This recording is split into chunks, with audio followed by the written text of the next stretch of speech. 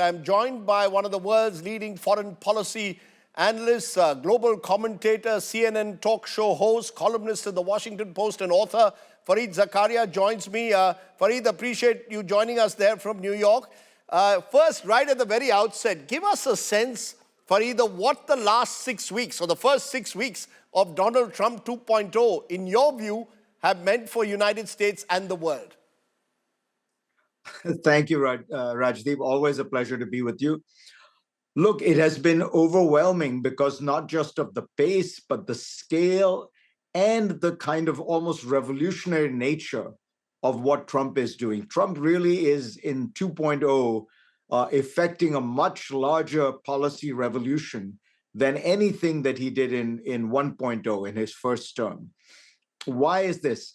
Because in the first term, you remember, we now know from multiple sources, he didn't expect to win. They were taken by surprise, and they immediately brought in two groups of people who were to provide counsel. One was the traditional Republican establishment, you know, the grandees of the Republican Party, the main congressional leaders. And those people guided a lot of Trump's policy. The second were a group of generals. Trump was very enamored with generals, if you remember, in the first term. None of those people are present the second time around, because what Trump found was that push comes to shove, those people were not fundamentally loyal to him. I think the way they would put it is that they were more loyal to the country and Constitution, but the way Trump viewed it, they were disloyal to him. So he is now completely without guardrails from either the Republican establishment or the kind of foreign policy establishment that the military represented. And as a result, what you're seeing is a fairly radical remaking of both American foreign policy and domestic policy. On the foreign policy side, a much more transactional attitude towards the entire world. And on the domestic side, an effort to really radically remake the American welfare state, administrative state. Both have far-reaching implications. I'll come to the specifics, both foreign policy and domestic, in a moment, but are you surprised just by the speed with which this has happened, that in the space of 6 weeks, Donald Trump, as you say, is radically trying to transform foreign policy and domestic policy, just the speed with which he's going ahead with whatever he promised during the campaign? But the key to understanding it is Steve Bannon, who was, if you remember, his first senior advisor, and still, I think, is very influential within that MAGA world, though Trump seems to have soured on him. Steve Bannon said, the key here is you want to flood the zone. You want to do so much that it overwhelms the opposition. It makes it impossible for them to know what should they focus on, what should they oppose, you know. And that has been a very effective strategy in the short term. In the medium term, it'll be interesting to see what happens, because many of these things that he has done, courts are ruling are either overreach or outright illegal. And then you will get to the most dramatic and potentially dangerous issue, which is, will Donald Trump obey court orders? Really, no American president, you know, in modern history has ever taken the attitude he has taken. Even Nixon, when Richard Nixon was ordered by the court to hand over the Watergate tapes and things like that, he obeyed all court orders. This is a new challenge. So that is the potentially most revolutionary change that might happen. Are you saying, when you say that if tomorrow Donald Trump wants to, and there's been some talk of it, wants to have a third term, he could push in for a constitutional amendment? That would be very hard, because that would require two-thirds majorities in both houses, plus two-thirds of majority in the state legislatures. And he doesn't have anything close to that kind of support. No, what I mean is something very simple. And, you know, frankly, this is there are parallels in India, which is the courts, for example, have said that his freezing of foreign aid is illegal. The Congress passed the bills requiring that foreign aid be spent. The president does not have the ability to to stop that. He can try and veto it, and then Congress can override it. But that all happened. These are legislative issues that have been done. The court has said unfreeze the aid. So right now, what Trump is doing is he's found some. They're adhering to the letter, but not the spirit of the law. They're saying, okay, we're going to unfreeze it. We just have put in place new procedures to review the aid to make sure that there's no fraud. And the procedures are such that no money has been passed through.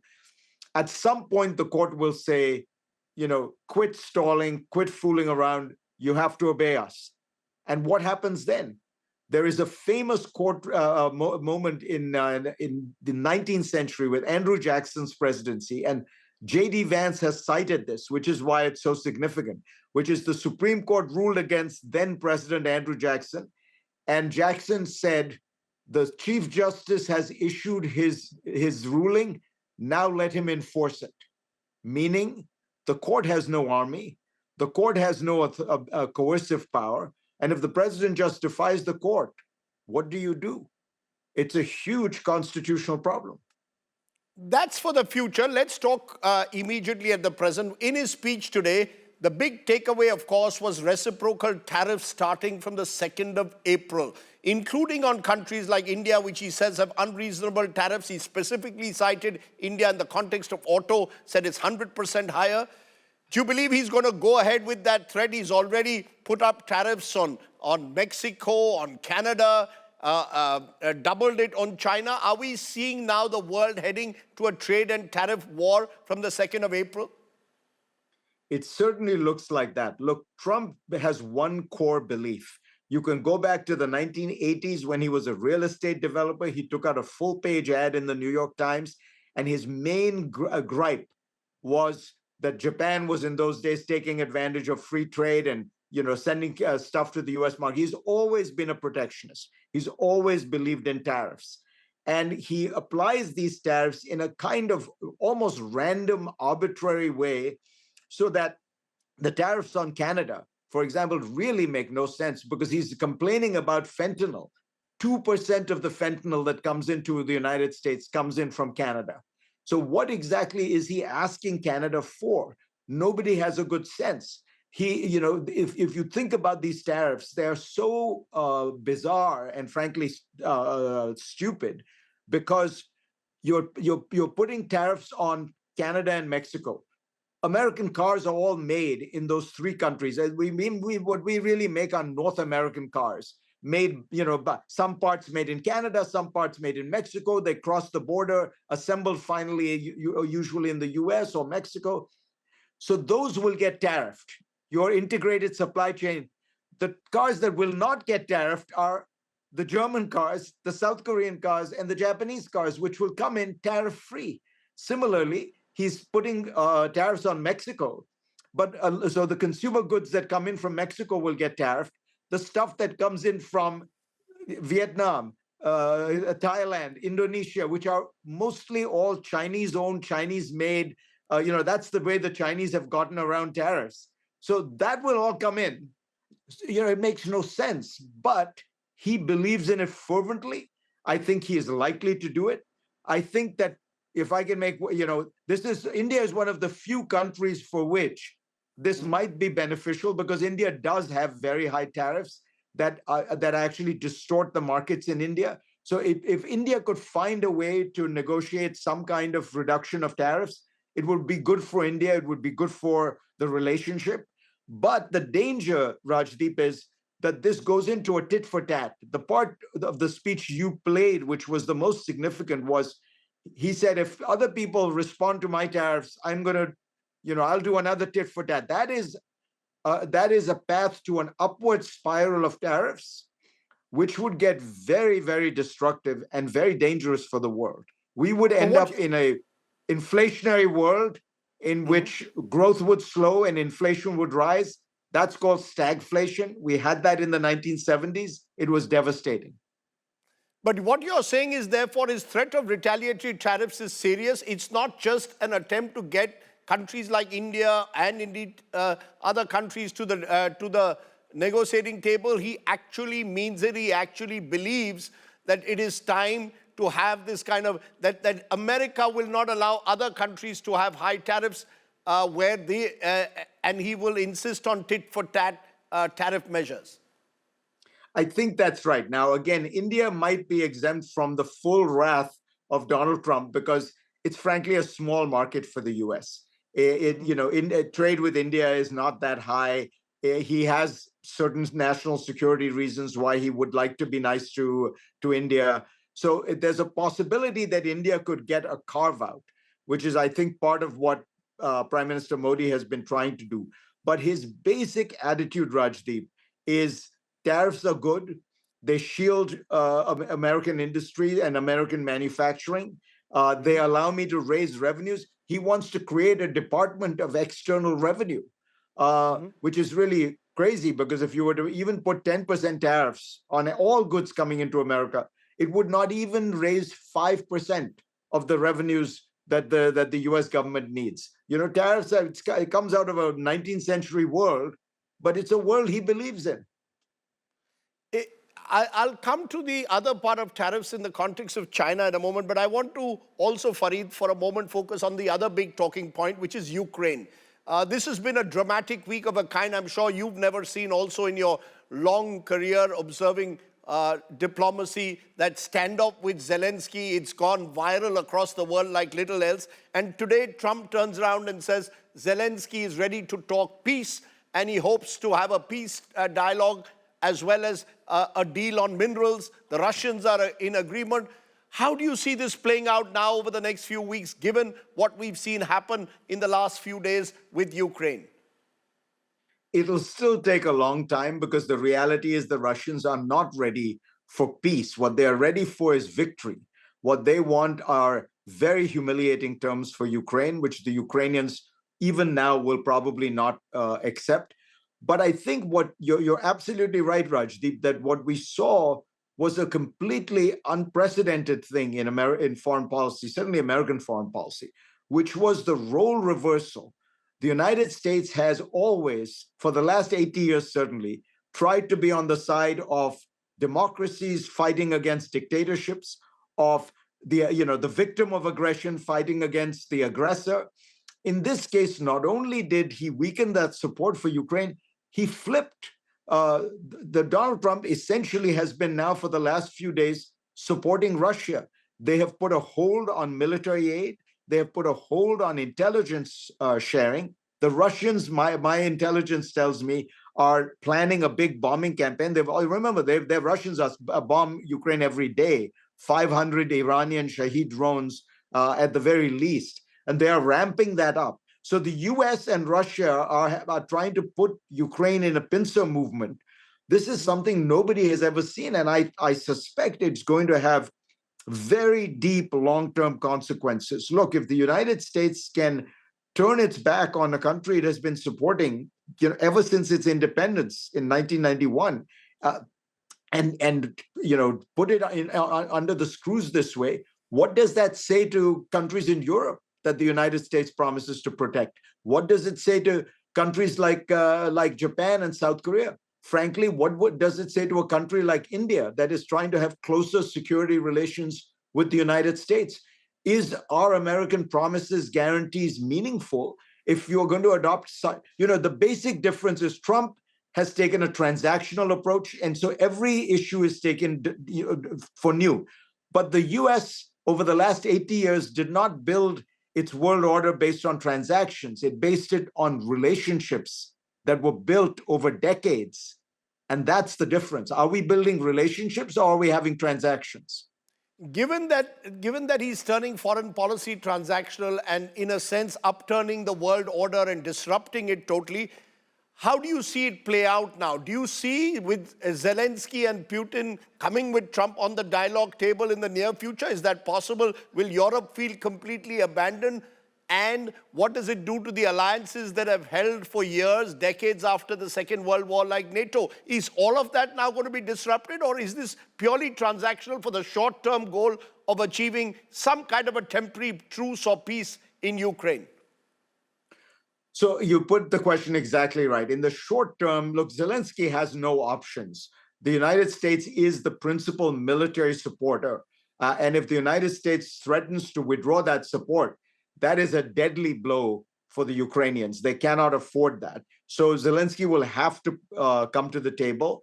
Putin will come. Look, Putin has gotten almost every demand Putin has. Trump has already conceded. Trump says, Putin can keep all the territory he has gained. He's talked about potentially relaxing the sanctions on Russia. He's talked about how NATO membership for Ukraine is out of the question. He's talked about no American troops in Ukraine. These were the key demands that Putin had, which were supposed to be affected in the negotiation. This master deal maker, Donald Trump, has done the most bizarre negotiation I've ever seen, which is he has preemptively conceded every point to Putin. So in the short run, there's going to be negotiations. I suspect that they will take longer because, as I say, the Ukrainians really cannot accept a complete humiliation and surrender that Trump seems to want to place on them. But the longer term effect is the one that I worry about, Rajdeep, which is what does this mean for NATO? After all, what is NATO? It's not the buildings, it's not the pieces of paper, it's not the meetings of the ministers.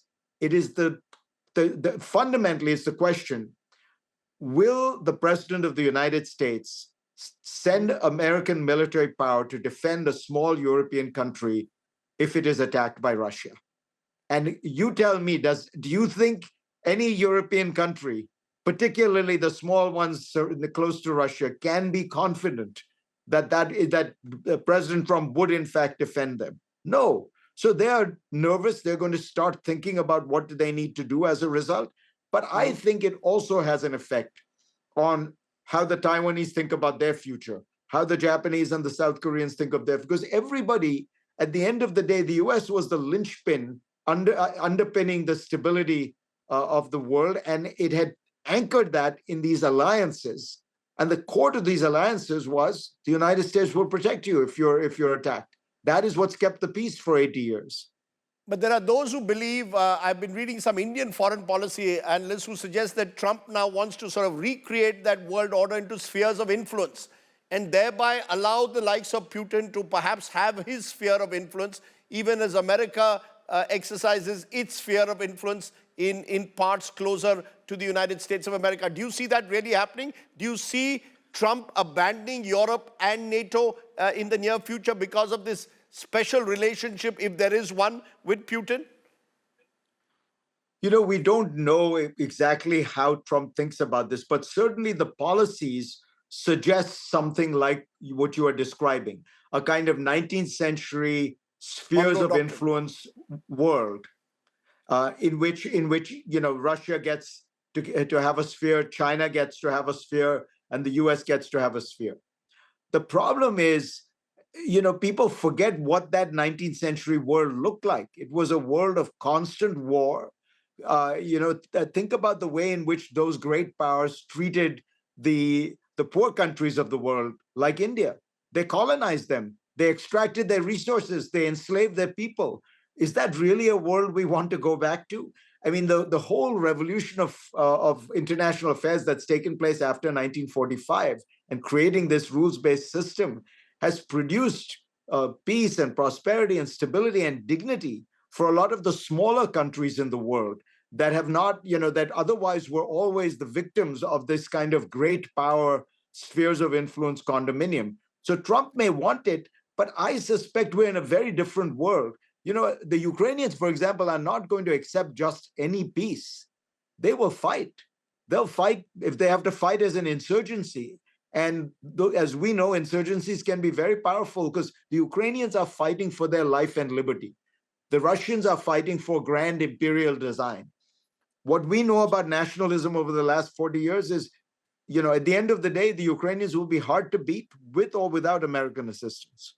So what you're saying, you don't expect, as Trump seemed to suggest, an early end to the war, an immediate ceasefire. You don't see that happening? I think you may get a ceasefire just because, again, Trump is insisting on it. But then will there be a resolution of the issues? There are huge differences between the Russian position and the Ukrainian position. And I suspect that Trump can force the Ukrainians to do certain things, but there's a limit beyond which they won't go. They've signed ceasefires. They gave up the third largest nuclear arsenal in the world in 1994 to Russia in return for a security guarantee from Russia, which Russia has now violated for 10 years. So they are aware that they need something more than a piece of paper. Let me take this to closer home because you mentioned China more than once. And there are two views. One is that Trump is ready to take on the Chinese on trade and tariff issues. The other is that this is a prelude to a deal with the Chinese, again being transactional. What would that mean, particularly for India and our security concerns? Is Trump keen to have a deal with the Chinese, or does he want to push the Chinese? So I think Trump ultimately, as you say, he's a transactional person. If he can get some kind of a big deal with the Chinese, he will. He mentioned in the State of the Union that he had negotiated a deal with the Chinese, and that in his narrative, in his version of events, Biden didn't enforce it. It's complete nonsense. The problem is, of course, it was a highly protectionist trade deal. And to give you one sense, 90% of the tariffs that the United States got in return for putting up those tariffs in China, 90% of the revenue went to give additional subsidies to American farmers because they lost out on the Chinese market because the Chinese put tariffs on American farmer products. So the whole thing was a fiasco. And the Chinese never came through on the things they were going to buy, largely because of COVID. So he may try to reprise another one of those, even though the first one failed. The real question, Rajdeep, is what does he do on China's geopolitical ambitions, regional ambitions? One of his key officials, who is currently up for confirmation, has said, look, Taiwan is not important to us. And there is a strain within Trump's group that says, Taiwan is more important to the Chinese than to us. Why the hell should we care? And by the way, it's going to be hard to defend anyway. That would be a seismic shift in American foreign policy in Asia, because Taiwan has been seen as the key to whether or not the Western-led alliance can deter China. It's not even really just about Taiwan. It's about, does the United States have the strength, capacity, the will, the skill to deter China? And if that doesn't happen, I suspect that a country like Japan, which is an advanced industrial country, will think seriously about getting nuclear weapons. And that changes the landscape, the geopolitical landscape of Asia. Where does that leave India and its strategic alliance with the United States, indeed Quad, which India seems to be wanting to invest more and more in? If, as you're saying, we have this situation panning out where the Chinese seem to believe that they could have a free run into Taiwan, where does that leave India and our strategic ties with the United States? Well, I think it will make India consider very seriously whether and how deeply it should tie its mast to the United States. It's inevitable. I think that it's unfortunate. I have long advocated that India should have closer strategic, economic, technological ties with the US. But I suspect that what this is going to do is make the Indian government feel, it's a good thing we have good relations with Russia. And I suspect what you're going to see over the next 6 months is an Indian thaw with China.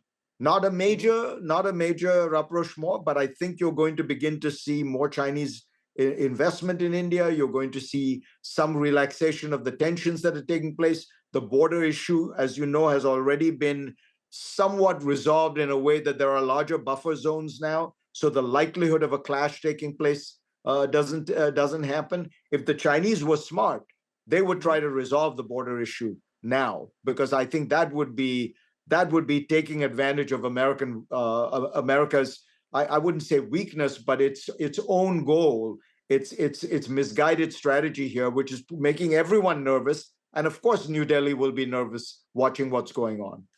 Because, the Indian Prime Minister Modi was in Washington just 2 weeks ago, and there was a sense that he had managed to get some kind of a reprieve, or at least get some time to work out, to allow negotiators to work out deals with the United States. Now, given what Trump said today, April 2nd, reciprocal tariffs, Was the enthusiasm perhaps premature? How should Prime Minister Modi and his government then deal with Donald Trump?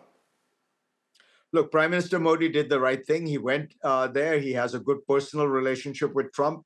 He tried to use that in a way to create a new framework. I think that the Indians should try to think about a trade strategy that allows them to create some kind of a deal where they have a carve out, where they bring down tariffs on some products that the U.S. cares a lot about. As I say, I myself think that it will actually boost Indian growth, because a lot of these tariffs, as you know, Rajiv, Indian tariffs, Rajdeep, are largely protecting domestic players in India. They're not good for the Indian economy. They're protecting some big business house that happens to make this stuff in India.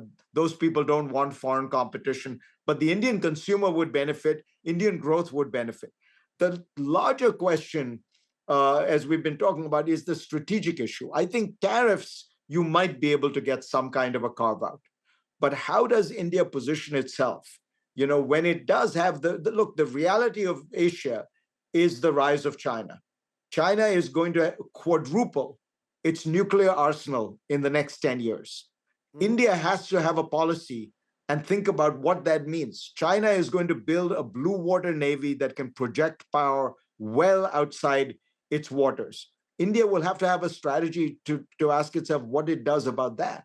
And that's where the dependability and the consistency of American foreign policy becomes very important.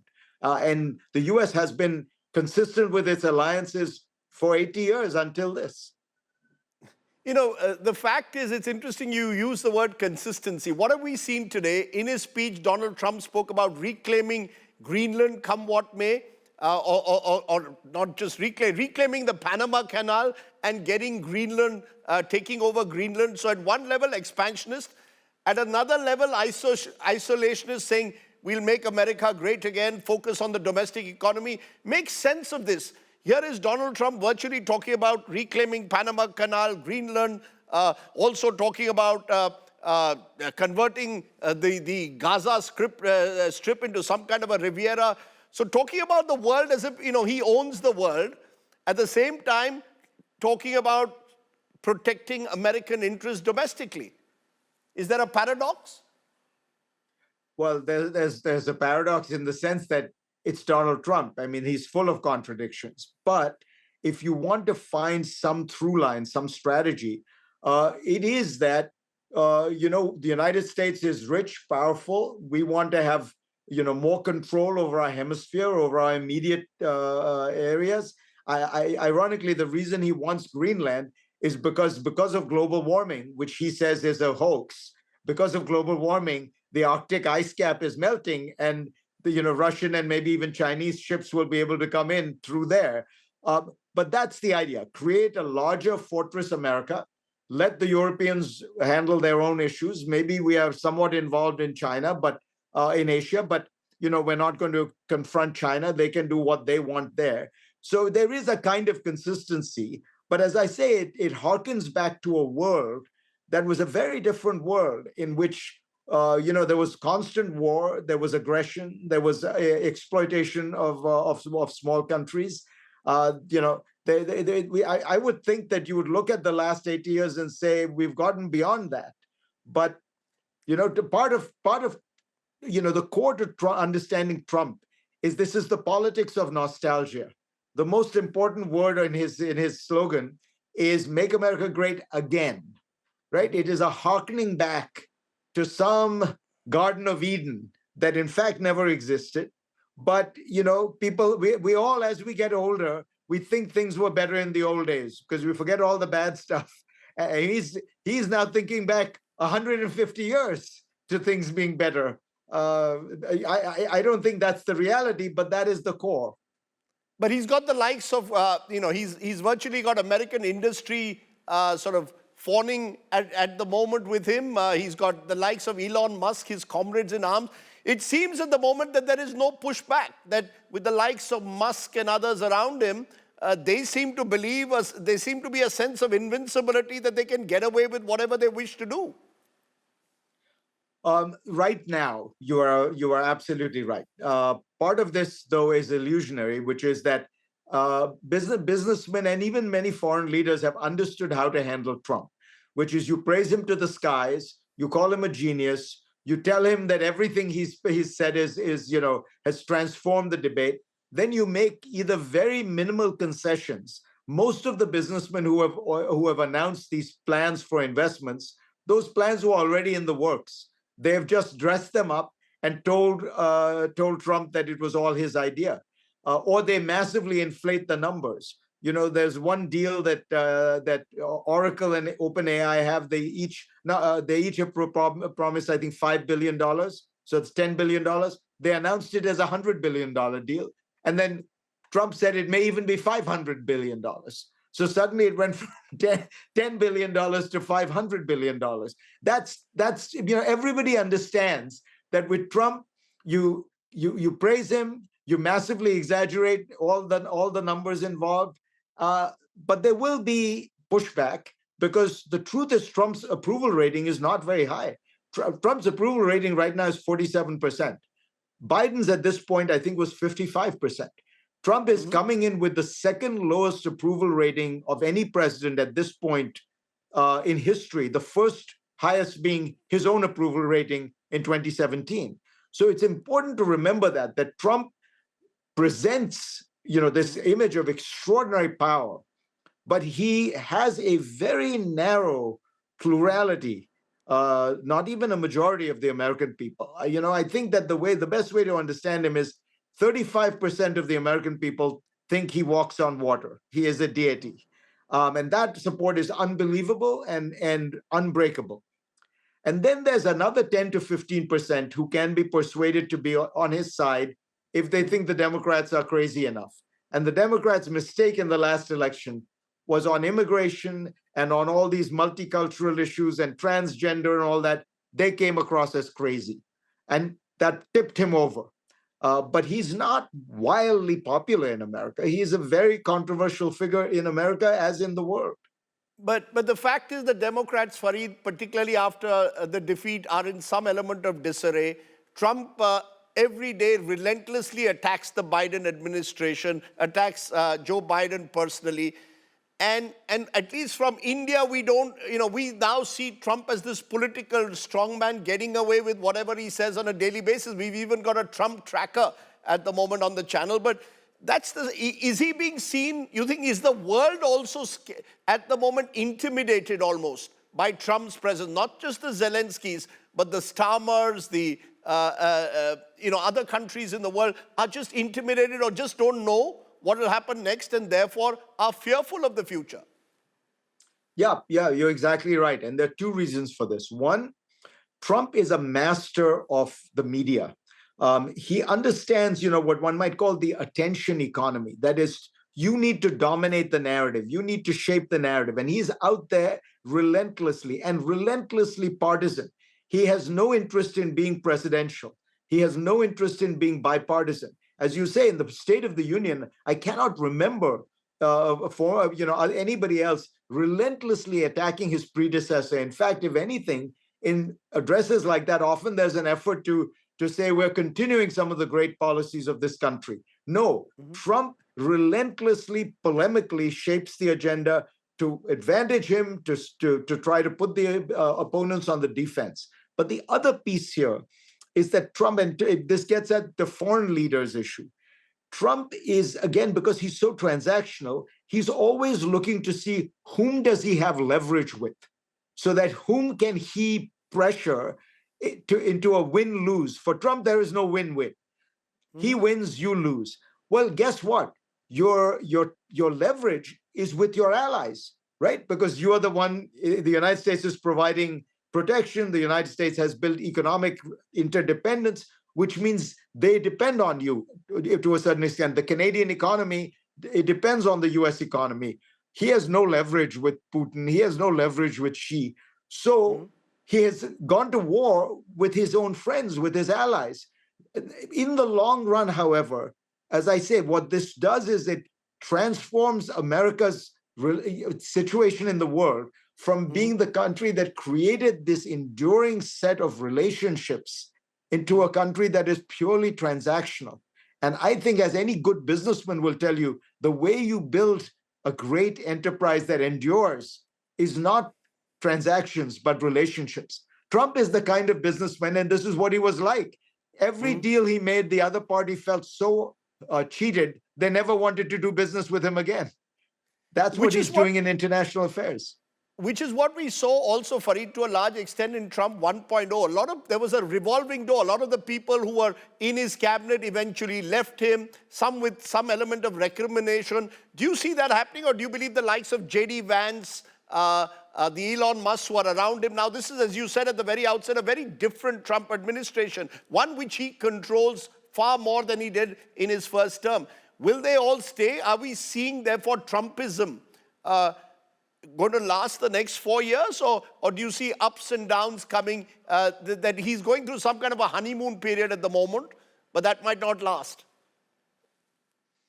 No, I think it'll last with his core supporters and with these officials, because this time around, he's learned from his first term. Don't have people who have great institutional strength of their own, who have a kind of deep sense of their own personality, their own integrity, their own office. So get people who are slavishly loyal to you, who are polemically, as devoted to the MAGA agenda as you, who depend entirely on you, and then humiliate the ones who might have come from the outside, like Marco Rubio, force him to parrot the line that you want him to parrot. It's a very effective strategy. This we all know well from India. He has now created a cabinet of chamchas, and I don't think that they will abandon him. Okay, let me ask you in conclusion, as someone who's been in the American media in a way over the years, are we seeing the American media also capitulating, or do you see the American media having a pushback, questioning Donald Trump, whether it's his policies on Gaza, whether it will be his policies on Ukraine? Do you see that kind of a pushback, or has the American media also by and large succumbed, particularly the media owners? Look, the American media is trying to hold him accountable. There are a few things that make it difficult. First, you do have the reality that media companies are now more pressured because of the rise of social media, and so the owners give in. They settle lawsuits with him, which are frankly completely very weak lawsuits, where he was certainly going to lose in court. But the media owners feel like, well, we have other business with the government. We have, this is unprecedented in America. The idea that you would have the president of the administration, exact a price for, and expect subservience from the media is very new. But the second part of it, which is the more worrying part, is, look, you can only point out things so often. In that State of the Union address yesterday, he told many, many falsehoods. He said that America has given $350 billion of aid to Ukraine. The actual number is more like $100 billion. All those foreign aid programs, he pointed out, half of those are not correct. And by the way, there was no fraud in them. Those were all programs that he just didn't like. And he knew that you can get Americans upset by pointing out just sending money to foreigners. But there was no fraud involved. There was just programs he didn't like. So you do all this. In fact, you recall, Fareed, there was a controversy over his comments precisely on foreign aid to India, suggesting that aid had been given for voter turnout in India, which turned out to be actually for Bangladesh. Today, he didn't mention it at all. Do you see the United States reducing aid to countries in this part of the world? Do you see, because of the attempt being made to sort of cut down on government expenses, the United States will play a very different role in this part of the world as well?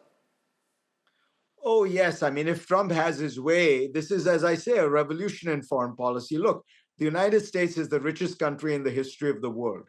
I always thought it was a matter of great pride as an American that it was also the most generous country in the history of the world.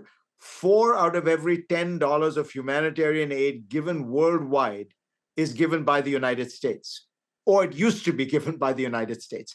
If you think about India, the whole green revolution, the agricultural revolution that allowed India to go from a country that imported food to a country that exported food, was done by the United States, by the United States government and the Rockefeller Foundation and other such entities that provided it as an act of beneficence and charity. I mean, that was a time when India was not particularly friendly to the US during the Cold War. That spirit of generosity is changing, and it's very sad to see. But it gets to the central question. You were asking, can the press push back? You can point all this out, but ultimately, the most worrying thing is that there is a large enough segment of Americans who is receptive to his message. It's not a majority. It's a large enough segment that he can use it to drive this agenda through. So what the press can only do is present the reality, present the facts, present the distortions. But ultimately, in a democracy, you have to hope that the people will choose wisely at the end of the day. So is Fareed Zakaria a first-generation Indian immigrant who went to the United States, what now, more than 40 years ago, Fareed, whose father was an Indian politician in this country? Do you feel that your vision of America as you saw it, you've been celebrated out there as one of their leading commentators on foreign policy? Do you believe that dream of America is bit by bit being shaken by Donald Trump, or do you believe this is a temporary phase and you remain confident of the US's historical role that it's played across the world? I have to believe it's a temporary phase. Look, America is a vast country. As you know, this is also true of India. When people despair about India, I tell them the same thing. It's a vast country. Many people agree with you. Many people don't agree with you.